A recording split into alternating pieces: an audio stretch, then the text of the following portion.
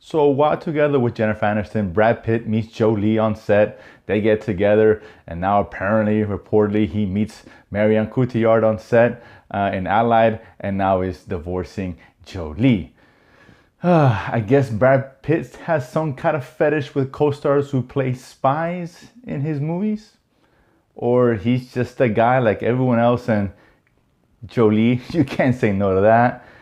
Can you really say no to Marion Cotillard? I don't think so. And with that, I welcome you to another episode of The Romantic, where my goal, as always, is to enhance your movie watching experience.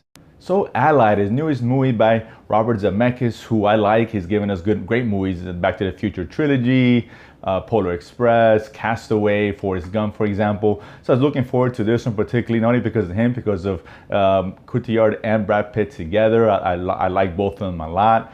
And initially going into this movie, I heard it was basically a love story taking place in the backdrop of World War II and all that. But I knew Zemeckis was better than that. It's just not your typical love story. And I was surprised how much I really enjoyed this movie. Now, Brad Pitt plays this intelligence officer who gets paired up with Marion Cotillard's character. She's a French, I guess, allied spy herself. And they join its mission to assassinate a German diplomat or ambassador, if you will. And while this is going on, they happen to fall in love, and then they get married. And it kind of develops into a love story, which I was expecting to see. But then it kind of takes a different turn, where now it is suspected that Marion Cotillard's character is actually a spy working for the Germans, and Brad Pitt has to go try to figure out whether this is actually true or not. Now, this is actually a mind blower for Brad Pitt's character, who it's kind of a mind job, because here he is totally in love with her. It's a year after they met. They have a 1-year-old daughter, and now he's got to sift through the truth to see it, and don't let not to let his paranoia get in the way. And it's very interesting. It's actually fascinating. It's actually based on a true story, from what I understand.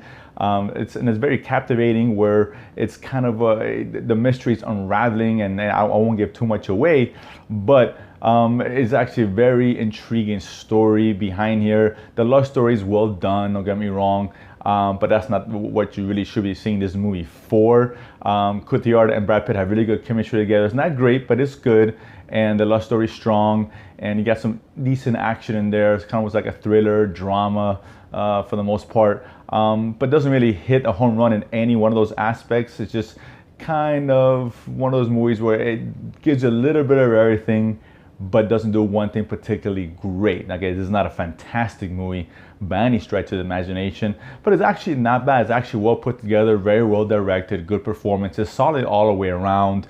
And I think my biggest gripe is that it kind of, for me anyway, it missed the mark towards the end. It tried to give you that feels, try to pull, obviously a very emotional situation towards the end of the movie. And for me, I don't know, it didn't quite hit home. Didn't have the punch that it should have had.